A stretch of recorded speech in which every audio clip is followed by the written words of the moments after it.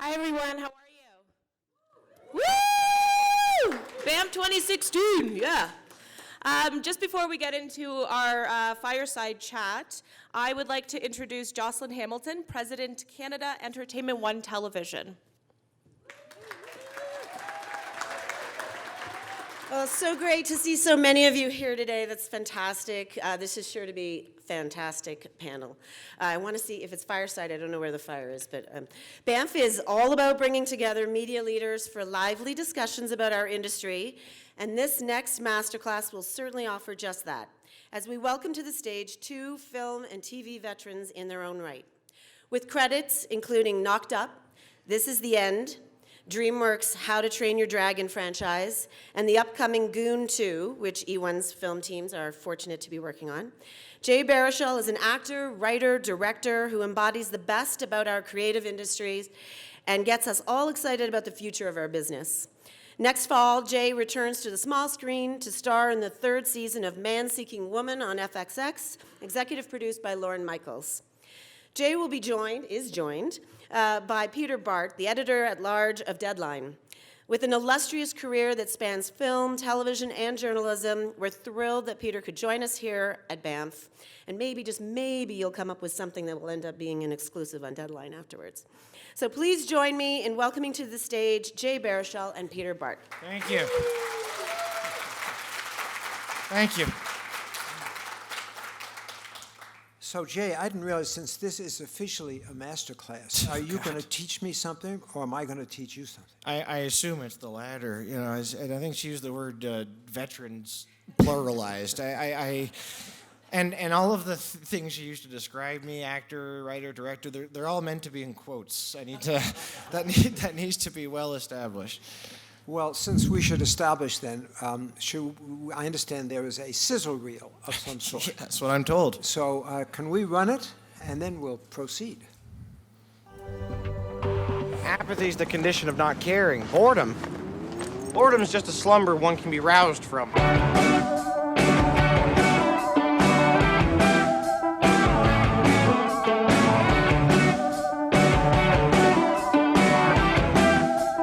Don't put this on me.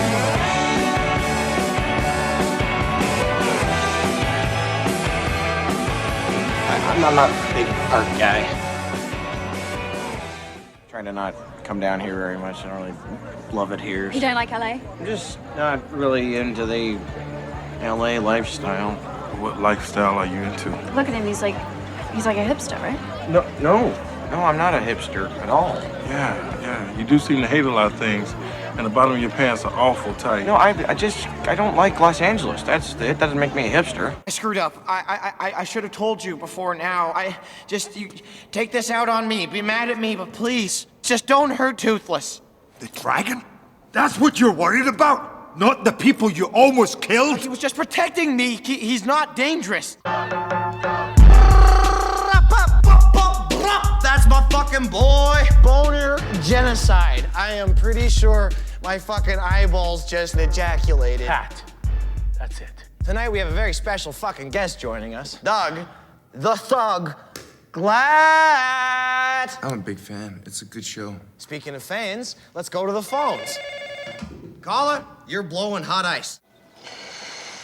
I broke up with my boyfriend last night. You... What? Oh my God. Yeah. I'm so sorry, Rosa. Are you sure it wasn't just like a bad fight? I mean, I'm just floored. You guys are so perfect together. It always seemed like that, but it's over now. Oh, for sure. I shouldn't have gone there. Don't go in there. Promise me you don't go in there.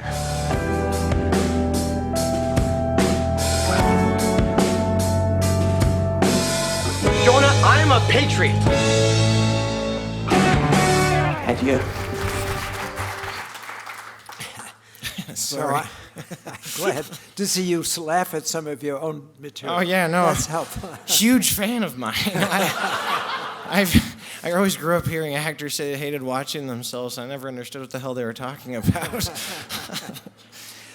So now, we only just met, but I know some of your crazed friends, like Seth Rogen. You poor bugger. Yeah. No, it's interesting. I know Seth did a TV show with me years ago when he was just starting out. Right. At that time, was a very eager young man. And, but he's very much now, I feel, an L.A. guy. Right? Very much so. And I would agree with that. He's yeah. got his own farm for weed, and he's completely settled in. Yep. But it seems to me now he has chosen, like if I were your agent, I'd Yes. say the important thing is A, move to L.A., and B, got to be known as comedy or drama. You can't do both, right? So what would you tell me if I was your prospective agent? Well, we've had a good run. We had some good times. It wasn't all bad, and you've always got a place to stay when you come up to Canada. No, I mean, I had versions of that conversation. Pretty much once or twice a year, every year for the first 10 years of my American side of my career. I started acting when I was 12, and I started working in the States when I was about 18. And so from 18 till about 28 or 29, I would have these sort of an intervention. Whenever I'd be in LA, I'd be requested to go to CAA, and I'd walk in there, and all of my agents would be there. I'm in trouble, aren't I? And every single time, I'd be, Jay, we can't represent you if you're not down here. And I always called their bluff, and then got hired. And so I was able to kind of just stubbornly force my way. And I think it is nice not to be necessarily stashed in one category. I mean, I have heard that I think you said at one point you like to do drama, you like to do horror, and you like to do movies about relationships, and horror and relationships fit in nicely. Very much so. I agree completely. No, it's like people often ask, do I like doing kind of comedies more? Do I like doing TV more or movies more? And I sort of reject the premise of all of those questions just because I like doing what I do. And so it might sound incredibly hacky to say, but the God's honest truth is good stuff is good stuff regardless of what genre or what medium it's in. So I like all kinds of different types of movies. So if I get the chance to be a part of different kinds of movies, it would behoove me to do so. Well, I saw your movie Goon. Cool. Now, one of my pictures I produced was it was the only movie ever made about hockey that didn't have one laugh in it. And that's called Youngblood. Yes. With Rob Lowe was miscast as a hockey player. That's right. Yeah, you never see his legs and face at the same time, if I remember correctly. Absolutely right. And we actually on Goon 2, we shot in one of the barns that you guys shot Youngblood in. I see. Yeah. Well, your approach to the game was a little more frivolous than ours. Yeah. And now I confess I'm not a hockey fan, but are you doing another Goon? Yeah. So I somehow tricked them into letting me direct this one. So I tricked them into letting me write the first one, and my buddy and mentor Michael Dowse directed it. And for a combination of reasons, he couldn't be part of the new one. And so then it was our producer and our lead who said, "Well, maybe you could do it." And I obviously didn't tell them they're crazy. That's a horrible idea. No, I leapt into it and then proceeded to develop an ulcer. So I've given a lot of money to Pepsi AC over the last 6 months. And when am I going to see it? Very good question. A version of Things where it plays in the city of Toronto in the month of September, potentially. But so that's a version of Things. There's a version of Things where I get arrested and. Are you telling me you're still editing? No, oh gosh, no. no. Thank Christ, that's not the issue. No, the issue is a great deal of VFX shots to be produced. The stands were the great issue on the. This is really interesting stuff, I'm sure. But on the first movie, we used a lot of cardboard cutouts. So if you pause the movie during any of the hockey scenes, it can look pretty ghetto. So we didn't want the movie theater cutouts again, and the trying to actually bring 3,500 people in there would be the definition of diminishing returns. I'd be lucky if I got 3 setups. So like Steven Spielberg, you're hung up on special effects. I am now, yeah. Apparently. I hate when that happens. Yeah, I didn't set out to like make Avatar or something. But like, there's a lot of fake cartoon people that need to be painted into those stands. Right, I see. Like Gladiator and other good movies. Now, is when you make a film, do you specifically say, I know the Canadian market, I'm making it for it? Or are you making it for, you've spent so much of your time in LA too, so are you making it for the world at large? What's in your head about your audience? Oh, wow, that's a hell of a question.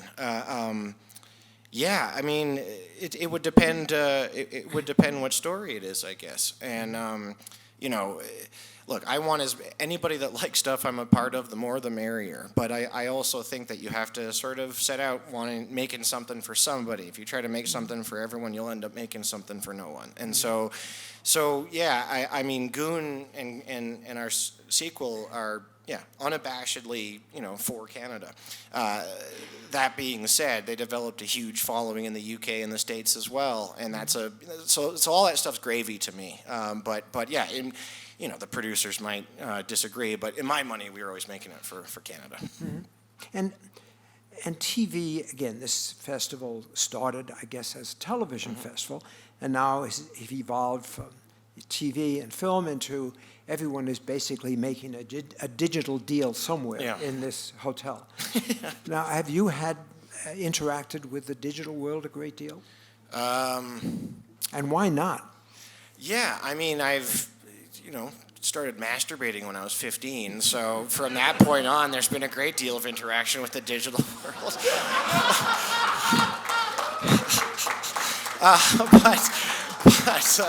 I think YouTube would consider you a late starter.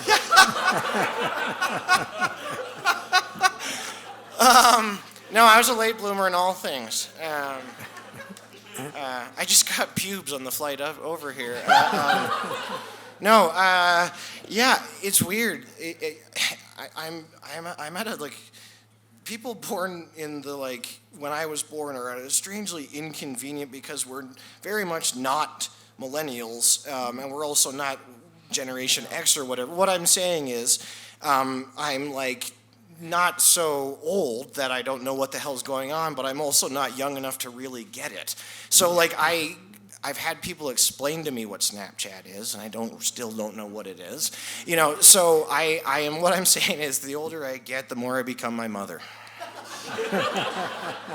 I don't understand any of it. I know kids can get famous on the internet. That's yeah. That's a thing, right? So, that was a joke. I'm anybody. Listen, good for you. I'm proud of all of you. I don't know who I'm talking to. But it is intimidating, and I appreciate your attitude, so I share it. When you do wander around and you do see everyone is making a deal for digital, for the digital world, and they use that also, word content a lot. I hear that word content. Right. Everyone loves content, and also I think maybe the successful attention assumption that everyone's attention span is about 2 or 3 minutes long. Right. So now, since everyone is assuming that and tailoring their content accordingly, I think that you and I better pay respect to that. And I suppose, or spend your life playing defense against it and mitigate it as best as possible, because I think that I think there's obviously a place for all kinds of different stuff, and I know that. These same criticisms were sort of thrown at, the first generation of music videos and stuff, and I know that stuff informed my taste or whatever you'd call it as much as any movie did. So I just know that it's by virtue of the fact that I was born in '82. I just don't really understand it. But what I do think is cool, I guess it's cool, and I guess it's a double-edged thing to me, is like when we made movies in high school, we made them for ourselves. You know, so every weekend in grade 10 and grade 11, my friends and I would make our movies. We'd edit them in camera or with 2 VCRs, and then we show them to ourselves and our parents and our teachers and our friends, and that was that. And I think about the current equivalent of us, 15 years old, whatever, and he's going to put it on YouTube. So I wonder, is that a good thing or a bad thing to be thinking about an audience that early, or do you not have to get stuff out of your system and just create for the sake of creating? You know, like I have often asked myself, am I happy there was no YouTube when I was a teenager? And I think probably, because we just made it for the sake of it. Well, now, in the U.S., we deal constantly with the dreaded code, where basically the code translates to this, that everything violent, no matter how big a body count, is acceptable. Right. But every sexual innuendo is viewed very toughly. Right. Now, I love the fact that you're a free spirit when it comes to jokes and to humor and to sexual parts. Do you have to what extent do you deal with code constraints here? Oh, God. Up here, precious little, thank God. I mean, like, I remember being in the room, the conversation about whether or not we do an, like, TV-friendly version of Goon, and that conversation lasted about 15 seconds. There would just be nothing left. And, you know, so, and that also kind of is in keeping with when I was in high school. You know, I could watch Canadian channels and see all sorts of crazy stuff by 9 p.m., you know, and I just, like, I don't know, it didn't ruin me, you know, or anything like that. If anything, it just made me give less of a shit about that stuff. Yeah, right. It just, whatever hang-ups they were, you know, they lost their power. Yeah. So do you have an NC-17 that you have to cope with here? Yeah. No, well, rating? what's weird is, like, it's different province to province. And so growing up in Libertine, Quebec, movies that would be rated R in America and, like, 16 and over in other parts of the country were always G or 13. like for a movie to be 16 or 18 in Quebec, like, it had to be, like, you know, it was a 40 Days of Sodom or something. Like, it had to be awful. Like, it had to be really heavy duty. Like, I can't even name any of those movies. That, like, I think Lord of Illusions was a 16, maybe. That's a. Sorry. Well, with our code, the negotiation usually deals to such things as we'll take out 3 fucks, will that, and 1 erect penis, will that get us an R? But everything is very down and dirty in terms of the negotiation. I gather it doesn't get that specific since it's the lingua franca in those discussions must be phenomenal.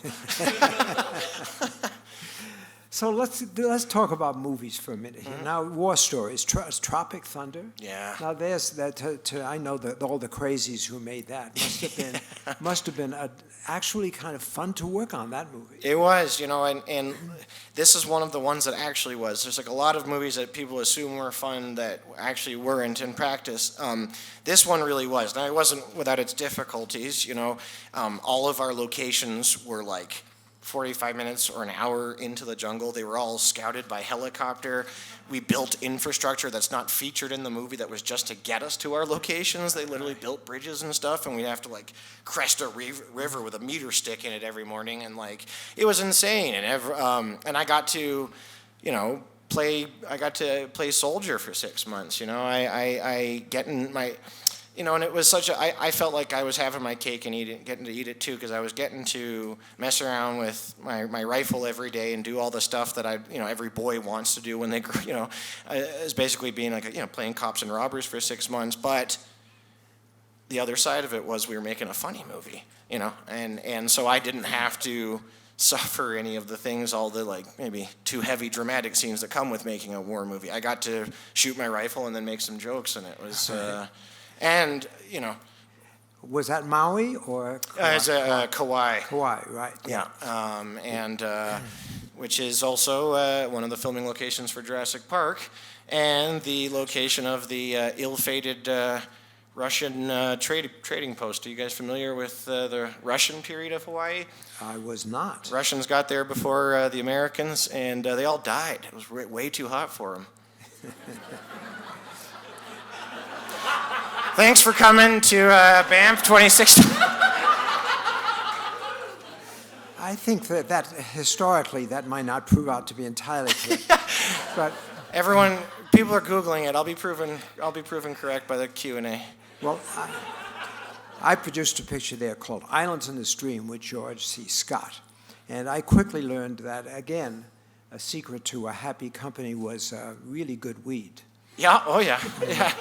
Yes, and to this day I am in debt to Kaimi, the bellman at the Resort Quest Makaiwa in Kauai, who looked after me for half a year.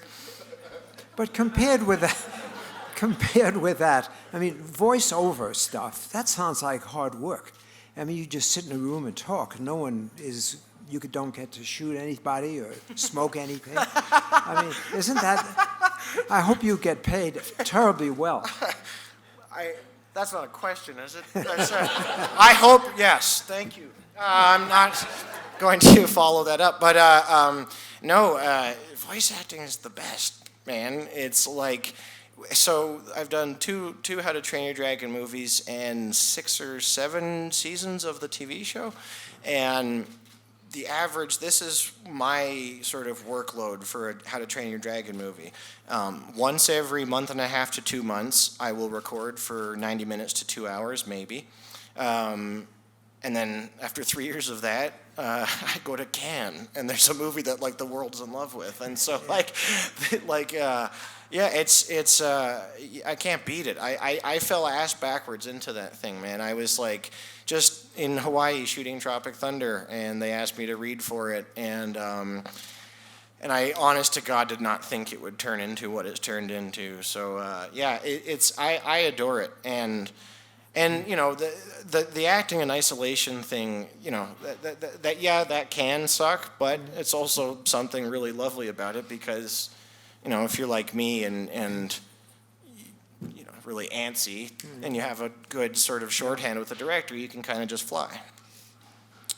Now, you also have worked with a tyrant of comedy, Judd Apatow, is that right? Yeah. Yeah, who really has it all figured out pretty much, and he'll remind you of that fact. Mm-hmm. Now, how was it working with him? I mean, listen, he sort of he saw and gave me the chance to do stuff that nobody else really would let me get to do, you know, and he kind of let me own my own weirdness and sort of everything I was taught that was, you know, not taught, but everything that, you know, high school and society tells you is a failing, I kind of learned were actually attributes, you know, and I also sort of learned that whatever you think a scene is about, ultimately you don't know until you've rolled your sleeves up and gone through every centimeter of it. Mm-hmm. Also, I'm not thrilled that he put me on a fucking roller coaster after I told him I hate the things, but yeah, no, it's listen, he's one of the first people I ever knew in the States. Him and Jenny Connor, who was here speaking today. Yeah, and Jenny was talking. She's the showrunner of Girls. Mm-hmm. And she was basically saying that one thing that Judd would come at them is after they finished the show and they thought it was hilarious, he'd say, but where's the love? Where's the feeling? Mm-hmm. Now, with Judd, that usually translates to a hug. You notice almost every scene, every movie ends up with lots of hugs with Judd Apatow's. I don't hug anyone, so I don't know. How did you deal with that? Are you a hugger or a non-hugger? I mean, I don't love people touching me. I was raised in a very Anglo-Saxon tradition of I'll shake your hand. You know, I don't like massages even.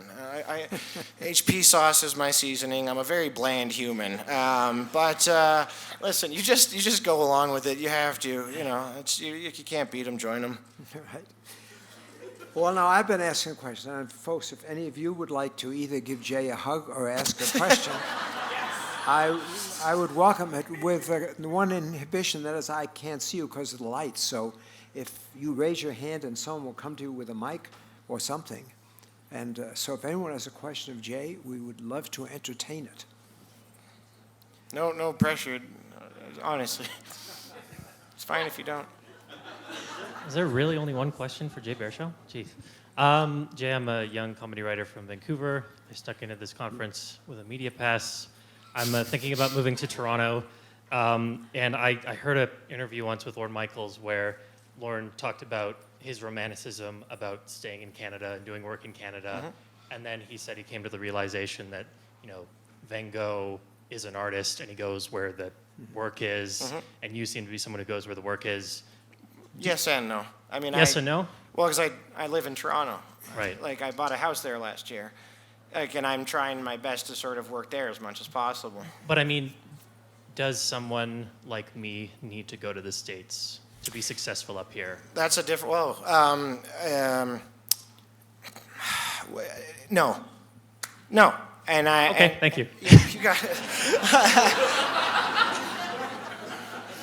No, I think I think there's no right or wrong way. I think there's the sort of road traveled and a road less traveled, and I think that as Canadians we are inherently self-effacing from birth, and so I think that up to World War II, you had to go to England to be somebody in this country, and then after World War II, you had to go to the States for musicians, blah blah blah, actors, painters, whatever, take your pick. But I've seen in my lifetime that change. I saw bands not have to leave anymore. In fact, I saw bands moving to Canada for an opportunity, and I also have seen in my lifetime a lot of sort of made in Canada stuff by people who have no sort of ambition to go elsewhere. They're just creating, right? Like, I think in any other country, if you created and you happen to create in the country that you've lived your entire life, no one would ask you why you're doing it. But we have this thing here, and so, but why would and my sort of dream or my hope is that won't always be the case. If someone wants to go and work in the States or wants to go live there and they like it better, well, that's 100%. But don't think that that's your only option. I would agree, except if you want to become the head of a studio, as I did, and be regarded as a complete prick by most artists, it really helps to move to Hollywood. He's right. All right, if you want to run a studio, move to LA for sure. Anyone else? Hey, how's it going? How are you? Good, good. And this is the end. It was really awesome to see everyone kind of play themselves, but everybody had a twist on who they actually are as a person. How did you guys kind of pick what that twist would be exactly? And I mean, it was sort of just Seth and Evan decided they knew what was funniest about us, and also they just mined our own actual personal stuff for the purposes of a joke and some coherent theme, and so they know that I've been accused of being a tad holier than thou and all that stuff. So as is on display in that movie, and so I think that I think it was just kind of they told us, we're making fun of you guys, we're making fun of ourselves, and and by the way, vanity and comedy just don't go well together at all. So you have to sort of leave all that. You got to leave most of your shame at the door and be prepared to just make people laugh. Not all of it. You still got to be able to look at yourself in the fucking mirror when you go home at night, but yeah.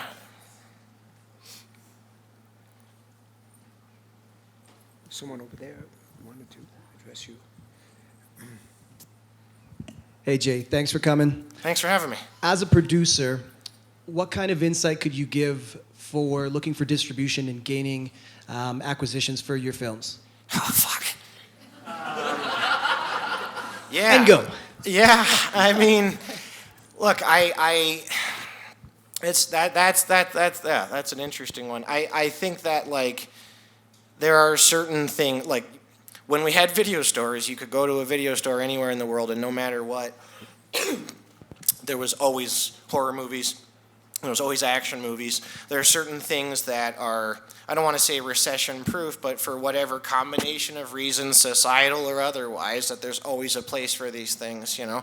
And so, but again, the metric as to what makes something successful and whether or not this has a shot and all that, I mean, there are, how many generations of people have tried to figure that out? I think there's still people to this day that spend, you know, these big studio movies from the States are all, you know, corporate endeavors, right? These are the big ventures, and they don't all pan out. And so there's a bunch of people in those studios who for years, they all had to sign off on it and work on them, who all thought this was their best shot, and then it didn't work out. So it's you know, so then I think the ultimate thing is, like, if you get the chance to create and people dig it and people want you to keep doing it, then, like, for me, I just feel like I'm running a racket until I get caught. You know, that's it. And I'll just keep making movies until someone tells me I can't. Well, all the movies I made were successful except the one in Canada. You know, we promised... You blame Canada for that? I think we promised to wind up at about now, so Yep. I greatly enjoyed Likewise. talking with It's you. an It was honor to great meet you, fun. sir. Thank you. Thank you, and thank you all. Thank you, everyone, for coming.